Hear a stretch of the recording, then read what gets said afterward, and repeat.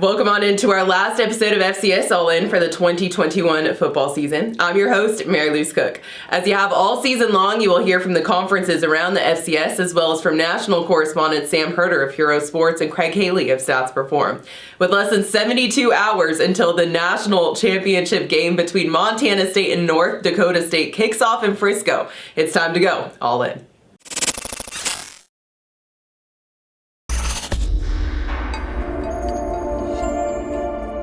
Welcome to Valley Football's Extra Point, where history was made this postseason for the first time in conference history and just the second time in FCS history. 6 Missouri Valley football teams earned bids into the 24-team FCS playoff field. Of those 6, North Dakota State was the number 2 overall seed, ensuring the Bison home playoff games all the way through the semifinal round. Missouri State returned to the playoffs under head coach Bobby Petrino, who was a finalist for the FCS Eddie Robinson Award. The Bears were led by quarterback Jason Shelley, the league offensive player of the year and newcomer of the year. MSU dropped a heartbreaker to UT Martin at home in the first round, their first home playoff game since 1990 and second playoff berth in a row. UNI made its 22nd all-time playoff appearance, second in the FCS, only to Montana. The Panthers fell on the road in the first round to Eastern Washington. Two-time Valley Defensive Player of the Year Jared Brinkman spearheaded a staunch Panthers defense, and the senior was named a consensus All-American. Southern Illinois had 2 familiar Valley foes in its playoff run, downing South Dakota in the first round and then falling to North Dakota State in the second round. The Salukis made it back-to-back playoff appearances and playoff wins in one calendar year, ending an 11-season absence from the FCS playoffs this past spring. South Dakota won 5 games in Valley play for the first time this fall, securing an at-large bid to the postseason for just the second time in the Yotes FCS history, and their first home FCS playoff game. Notably, the Coyotes' Hail Mary touchdown on the final play of a 23-20 win against rival South Dakota State was named Sports Illustrated Awards Smooth Play of the Year. It marked the first Valley game in league history to end in regulation on a Hail Mary touchdown pass. For the 6th time in league history, 2 league teams, South Dakota State and North Dakota State, advanced to the FCS semis in the same year. The Jackrabbits finished with a nation-best 6 road wins, 2 of those coming in this year's playoffs to seeded Sacramento State and Villanova. Consensus All-American Pierre Strong Jr. led the FCS with 1,686 rushing yards, averaging 112 yards per game to go along with 18 touchdowns. North Dakota State made its 10th FCS semifinal appearance, knocking off number 3 seed James Madison to reach the title game. NDSU extended Valley football's FCS record, 11 straight title game appearances. No other conference has had a streak of more than 5 straight. The Bison also locked up its 10th Missouri Valley Football Conference Championship in 11 years, and its 6th outright title since joining the league in 2008. NDSU's Matt Entz was voted Bruce Craddock MVFC Coach of the Year for the second time in 3 years. North Dakota State will face Montana State in the national championship game on Saturday, January 8th in Frisco, Texas. It marks Montana State's first title game appearance since 1984. The Bison are regulars in Frisco, making college football history with 5 straight FCS crowns from 2011 to 2015 and 3 straight from 2017 to 2019. NDSU owns the nation's top scoring defense and arguably their best defense in school history, surrendering just over 11 points per game. That goes along with the nation's number 3 rushing defense and a pass rush that's totaled 49 sacks on the year. Offensively, the Bison averaged 273 rushing yards per game, 3rd nationally, led by SMU transfer Tamarick Williams and fullback Hunter Lipke. The 2021 Big Sky football season was nothing if not monumental, as history was made in many areas. Of note, the league flexed its muscles against FBS foes, including 2 Power 5 schools, with wins by Northern Arizona and Montana against Pac-12 opponents Arizona and Washington, respectively. Eastern Washington's victory over UNLV and UC Davis's victory over Tulsa made the most FBS victories for the Big Sky since 2012 with 4.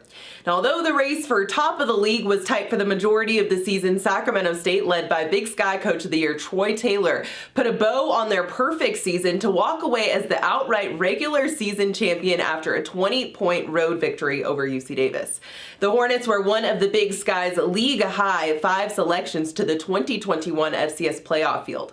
Of the 5, Sacramento State, Montana, and Montana State earned national seeds and first-round byes, with Montana State defeating South Dakota State in the semifinals to reach its first national championship game since 1984. Let's take a look at what first-year head coach Brent Vigen had to say ahead of Saturday's matchup against North Dakota State. I know both of those seasons, the 18 and 19, ironically ended against North Dakota State in Fargo.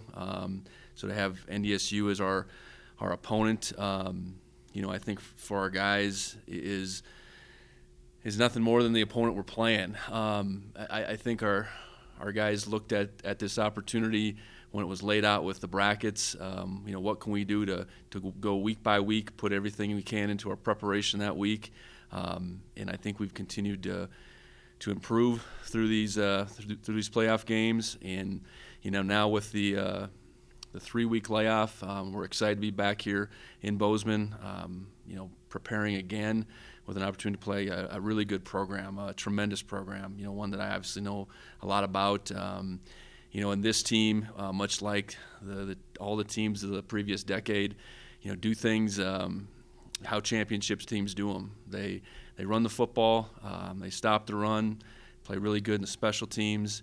They're the type of team that you have to beat. They're not going to beat themselves. You can catch the FCS National Championship game on ESPN2 this Saturday at 10 a.m. Mountain Time. Also happening in Frisco is the FCS Awards Banquet tomorrow evening. Montana's Patrick O'Connell and Montana State's Troy Anderson have been selected as top 3 finalists for the Buck Buchanan Award, while Eastern Washington's Eric Berrier has been named a top 3 finalist for the Walter Payton Award once again. And that's all for the Big Sky. Be sure to follow at Big Sky FB for on-site coverage of all the action in Frisco.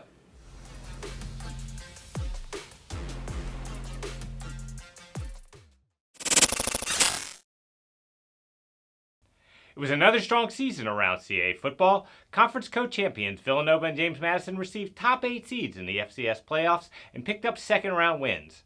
The Wildcats beat Holy Cross to reach the quarterfinals for the first time since 2014, while the Dukes defeated Southeastern Louisiana and Montana to advance to the semifinals for the 5th time in 6 years. It marked the 9th consecutive season that at least one CAA team reached the semifinals. The CAA posted a sparkling 19-5 record against non-conference FCS opponents during the regular season. The 19 wins were the most of any league, and the .792 winning percentage was second only to the Missouri Valley. Maine and Rhode Island earned road wins at UMass, giving the CAA multiple FBS wins for the first time since 2018. Showing the strength from top to bottom, 9 of the CAA's 12 teams won at least 5 games. Great teams feature great players, and the CAA's finest earned plenty of national recognition. The conference had 16 players selected the Stats Perform All-America squad, including first-team accolades for Villanova's Christian Benford and Forrest Ryan, JMU's Ethan Ratke and Kyle Davis, and William & Mary's Nate Lynn. There were 20 CAA standouts honored on the various All-America teams chosen by Hero Sports, and 10 players made the Associated Press All-America team. JMU quarterback Cole Johnson was named the CAA Offensive Player of the Year after passing for a school record 3,779 yards and 41 touchdowns. CAA Defensive Player of the Year honors went to Villanova linebacker Forrest Ryan, who led the nation with 154 total tackles. JMU kicker Ethan Ratke repeated as a Special Teams Player of the Year after leading the nation with 29 field goals and 150 total points. Villanova's Mark Ferrante was named CAA Coach of the Year after guiding the Wildcats to their first conference title since 2012. William & Mary quarterback Darius Wilson and New Hampshire defensive end Josiah Silver received Offensive and Defensive Rookie of the Year honors, and Elon quarterback Davis Cheek was chosen as the recipient of the prestigious Chuck Boone Leadership Award.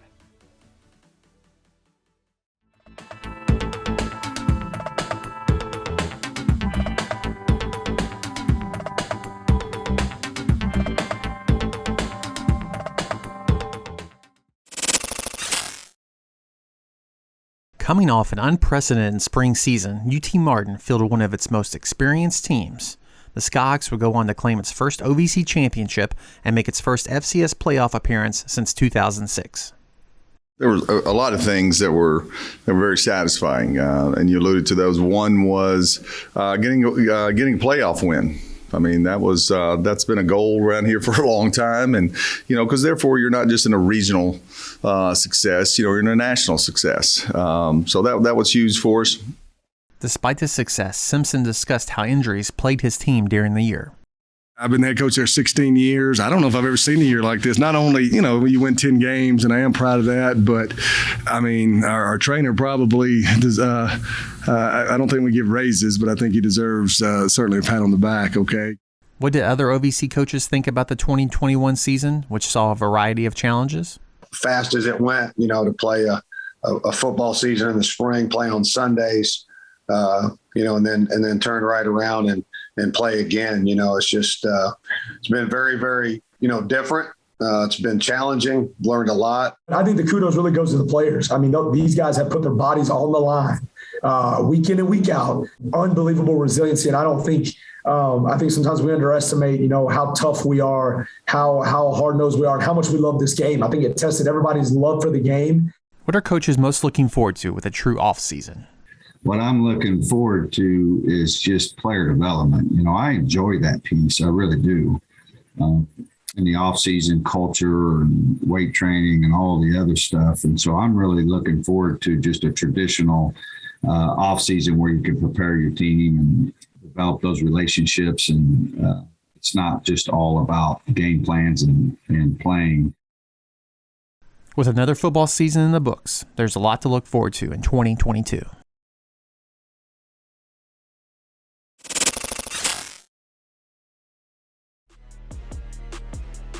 The season closed out just over a month ago for the Pioneer Football League as the champion Davidson Wildcats earned a bid to the FCS playoffs for the second season in a row. Leading the Wildcats to their second straight PFL title, head coach Scott Abel was named the league's Coach of the Year. Other award winners included Moorhead State's B.J. Bird and Vaughn Taylor Jr., Mackay Johnson of Marist, and a pair of St. Thomas freshmen, Hope Adebayo and Luke Herzog. Bird was named the Offensive Player of the Year after ending the regular season as the FCS's top receiver. He led the subdivision with 1,313 receiving yards, 90 receptions, and 8.2 receptions per game. Bird also ranked second in touchdown receptions with 13 and receiving yards per game during the season. Taylor earned Defensive Player of the Year honors after leading all PFL defenders with 23 tackles for loss and 2.09 tackles for loss per game, which ranked second among all FCS athletes in 2021. He also finished the season tied for second in the PFL with 9.5 sacks. Johnson was named the Special Teams Player of the Year for his performance in the return game, averaging 23.6 yards per kick return in 2021, ranking 26th among all FCS kick returners. He finished PFL play with 343 yards on 15 returns, averaging 22.87 yards per return. The Offensive Freshman of the Year was Adebayo, who finished his first season with 658 rushing yards and 12 touchdowns, finishing 12th among FCS freshmen in yards gained, and is one of only 6 freshmen with double-digit touchdown runs. Rounding out the winners was Herzog, who was the Freshman Defensive Player of the Year. He recorded 47 tackles, 8.5 tackles for loss, and 4 sacks in his freshman campaign. His 4 sacks all came in PFL play, and he ranked 10th among PFL defenders in total sacks. Here's a look at the full list of first-team honorees.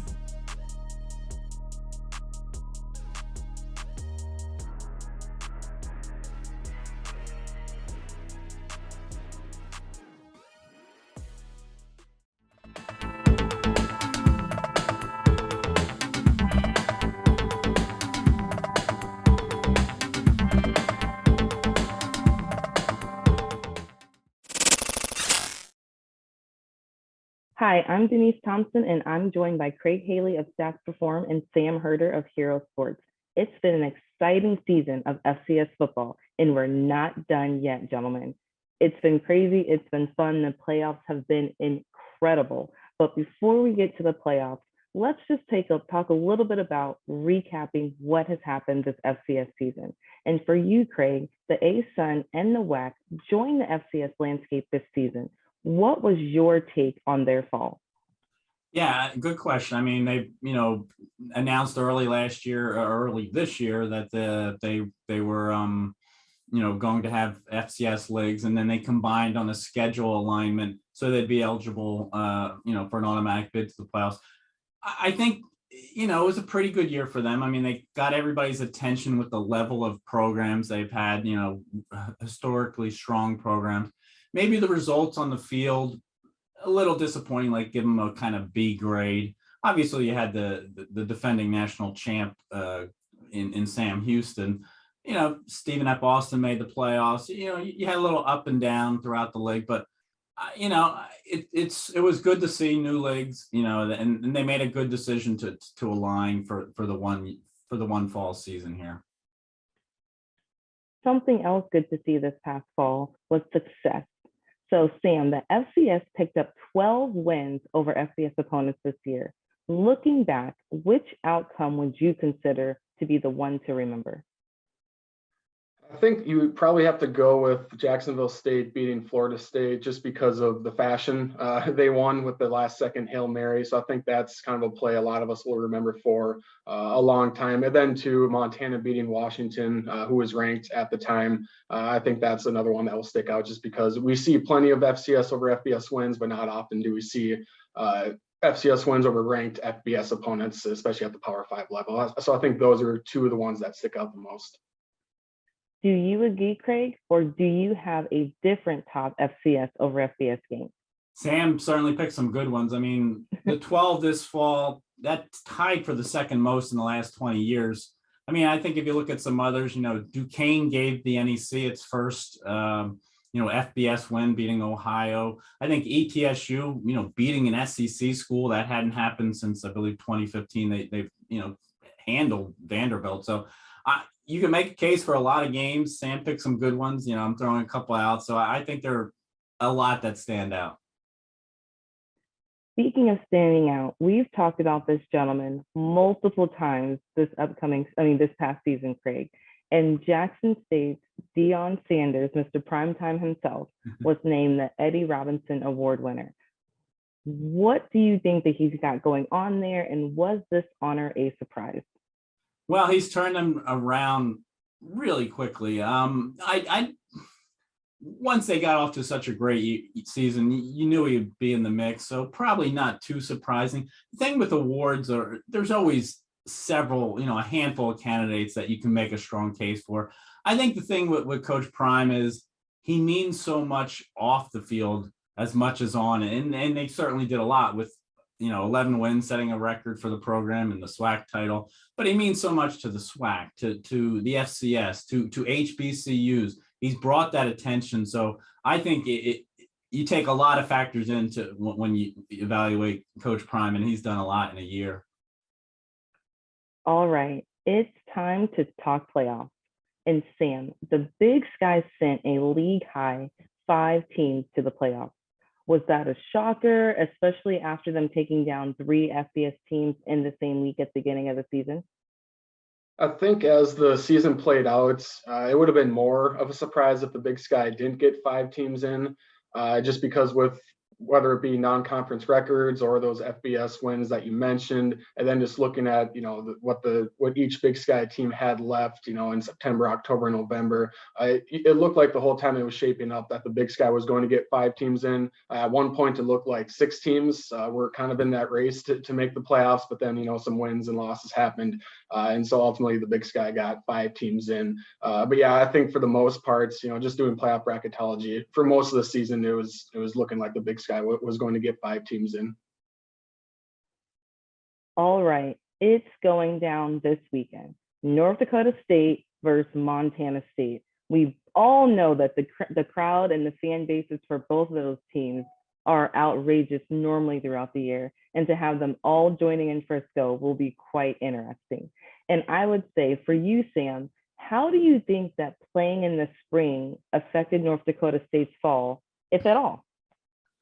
I think it was a huge benefit for NDSU to play in the spring, just because I think they were ahead of schedule this fall had they not played in the spring season, just because you look back at the spring and they were pretty young, and that definitely showed on the offensive and defensive lines and at the cornerback position in the spring, and that's areas where they struggled back during the spring season. And then you fast forward to this current fall season. NDSU is playing like they always do now on the offensive and defensive lines. The young cornerbacks are playing at a high level, so I think just having those, whatever it was, 8, 9, 10 games in the spring really helped develop those younger players to where they're at now. And if they hadn't played in the spring, I think maybe they would have had some of those bumps that they saw in the spring this fall, and maybe suffered one more loss somewhere along the way. For you, Craig, Montana State, on the other hand, did not play this past spring. Do you think that gave them just a little bit of extra time to get healthy, to learn a new head coach's system, just with it being the complete opposite of what North Dakota State had? It's a good point. I mean, you had both scenarios here make it to the finals. And yes, I mean, Coach Vigen, he wasn't hired until February. And that's when some schools were getting started on their season in the spring. So it's good that they were able to use that extra time to learn Coach Vigen's system. They had fresh legs here this season, perhaps more so than other, teams that played a lot of games last spring. I mean, this team had talent, let's face it. I just think it worked out well where the teams that played in the spring, there weren't too many, injuries weren't a major problem like we all kind of feared. And the teams that didn't play, yes, you did have fresh legs and the extra time allowed teams to prepare. So it's a good scenario all around, and it's helped Montana State, as you mentioned. Okay, flipping it over to Saturday. Craig, what are the keys to the game for the Bison? Well, Sam mentioned the line of scrimmage. I think that's so key. I mean, the Bison wear you down with how they, run the ball, and they usually take it away from you. Montana State's kind of built in the same pattern, and that goes back to Coach Vigen, all that time at North Dakota State. So I think that's the key. You have to win the line of scrimmage in this game and impart your will with the run game. For you, Sam, what are the keys to the game for Montana State? Yeah, I think, obviously they have to match what NDSU is doing in the trenches, and then, kind of win that physicality battle, stop the run, establish the run, things like that. But I also think the wide receivers for Montana State are going to have to keep on winning their 50-50 battles with cornerbacks. Montana State likes to keep defenses honest. They obviously have a great running game, but they've really connected on some deep passes outside of the hashes with guys like Lance McCutcheon. Kind of they're bigger and taller wide receivers, so I think that's going to be key. We'll see if Isaiah Fonse plays or not, the All-American running back. If he doesn't, Tommy Malott is probably going to have 30-plus carries once again, and I think it's going to be key for him to have a lot of yards after contact, especially to extend the chains on third down, maybe make some people miss, or he kind of has that ability to, get stopped 2 yards short on a third down, but still, carry the pile or break some tackles to get that first down. So I think kind of just those small plays like that. Montana State has made those plays in the playoffs, and they're going to have to keep on making those plays in the title game to beat North Dakota State. Okay, before we head out, all the pressure, Craig, who are you picking to win and why? I'm going to go with the Bison. I mean, I think they have a finishing touch when they get to Frisco. We've seen it too many times. And I've been big on Montana State, and then they can certainly win. I mean, I had them 8 going into the year, so I thought they'd have a great season. I didn't pick them to go to Frisco, but, they had the type of team that could get there. I think it's going to be a defensive battle. But I'm looking at like a low scoring 24-13 kind of game. I just think the Bison, until proven otherwise, they know this extra preparation they know how to finish a season. Okay. For you, Sam, same question. Who's going to be crowned champion and why? Yeah, it's hard to pick against North Dakota State, so I have to go with the Bison in this one, just because they haven't lost yet in Frisco, Texas. I think their defense is playing at an all-time high in program history. Then offensively, I think Cam Miller continues to get more comfortable. I thought he was really sharp against James Madison, even though maybe statistically that didn't show due to some drops. And then with Hunter Lipke as well, his carries were limited this season just because he's battled some injuries, but he had a great game, obviously, against James Madison, and he'll have a few weeks to get even more healthy. And so I just think the combination of NDSU's strong defense and then their ability to pass the ball and run the ball really effectively, I think will kind of carry the day and lead to another Bison victory and another NDSU national championship. Well, what we do know is that Bison and Bobcat fans will be in Frisco this weekend to watch the game that will be held at 12 p.m. Eastern Time on ESPN2. Thank you, Craig. Thank you, Sam. I'll be watching. I know the two of you will be watching. And once again, thank you for another episode of FCS All-In. Talk to you later. The 2021 football season was historic for the Big South Conference on several fronts. It was the league's 20th anniversary season. It featured a league record 9 members. It had multiple record-breaking performances, and it concluded with a true league championship game, as well as a playoff victory for the 9th time in 11 seasons. Here's a recap. Kennesaw State finished 11-2 overall and ran the table in 2021 with the first 7-0 Big South record. The Owls defeated Monmouth in the Big South Championship game 49-17 to become the first team in conference history to win 3 outright championships. Ranked as high as number 4 in the nation during the campaign, Kennesaw State defeated Davidson in the first round of the FCS playoffs, its Big South record 5th all-time playoff victory.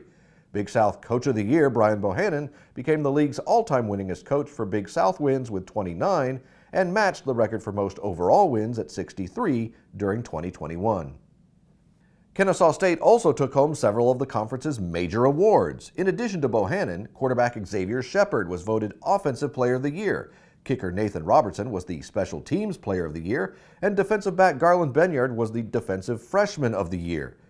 The Big South's remaining honorees were Defensive Player of the Year Brevin Allen of Campbell, Offensive Freshman of the Year Elijah Burris of Hampton, and Scholar Athlete of the Year KJ Smith of North Alabama.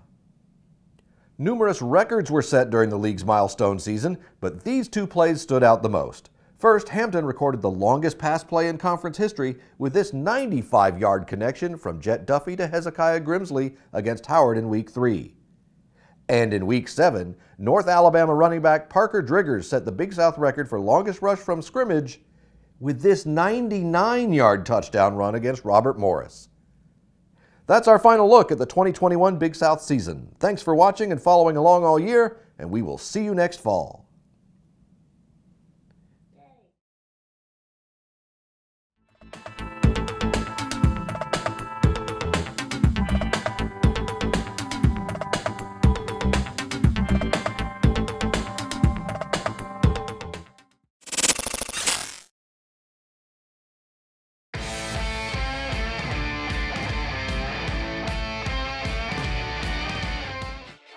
The championship on the foot of Devin Fulser.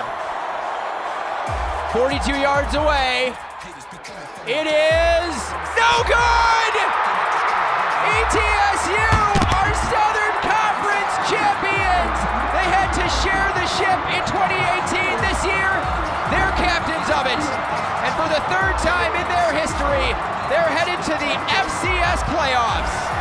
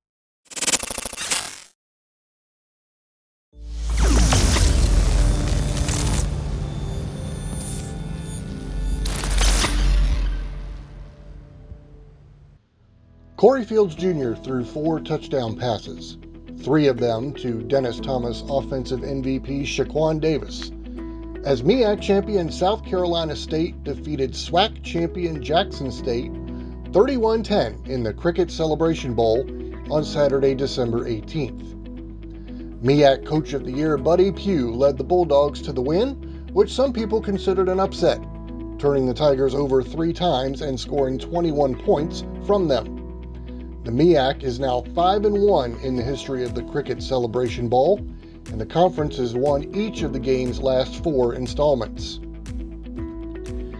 Before the Cricket Celebration Bowl, the MEAC was in Las Vegas, where in partnership with the National Football Foundation, the conference announced its 2021 Offensive and Defensive Players of the Year as part of the NFF and College Football Hall of Fame's 63rd Annual Awards Dinner. Norfolk State quarterback Jawan Carter was named the MEAC's Offensive Player of the Year after leading the conference in passing yards, passing touchdowns, completion percentage, and pass efficiency. While South Carolina State defensive back Jacoby Durant was named MEAC Defensive Player of the Year after leading the MEAC with 15 pass breakups and notching 3 interceptions on the season, 2 of which came against nationally ranked Clemson. Durant, the MEAC's top pro prospect who also helped the Bulldogs win the Cricket Celebration Bowl, will compete in the East-West Shrine Bowl, which will be held in Las Vegas on February 3rd, 2022. For more information on MEAC football and the conference's 15 other sponsored sports, please visit the newly redesigned MEACsports.com. You can also follow the MEAC on Facebook, Twitter, Instagram, and TikTok at MEAC Sports, and subscribe to the MEAC Digital Network on YouTube.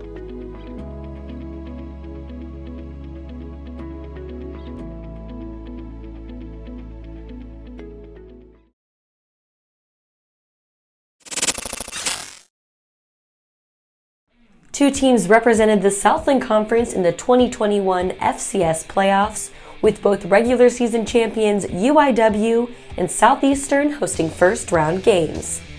After finishing the regular season with a 9-2 record, UIW won the 2021 Southland Conference title and received the program's first automatic bid to the FCS playoffs. Hosting former conference foe Stephen F. Austin in the opening round, the Cardinals secured the first playoff win in program history, beating the Lumberjacks 35-28 in a dramatic overtime contest. They then faced the defending national champions Sam Houston and nearly pulled off the upset, falling 49-42. In Southeastern's opening round game, Southland Conference Player of the Year Cole Kelly and his Lions took care of business, scoring on their first 3 possessions and ultimately defeating Florida A&M 38-14.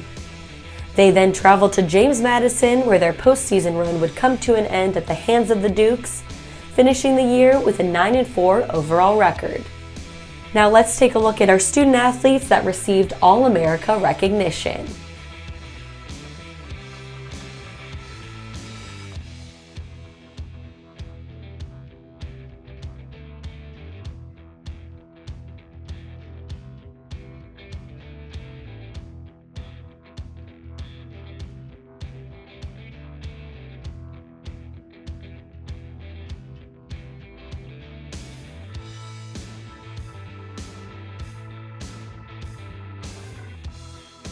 Congratulations to all of our teams on another great season of Southland Conference football.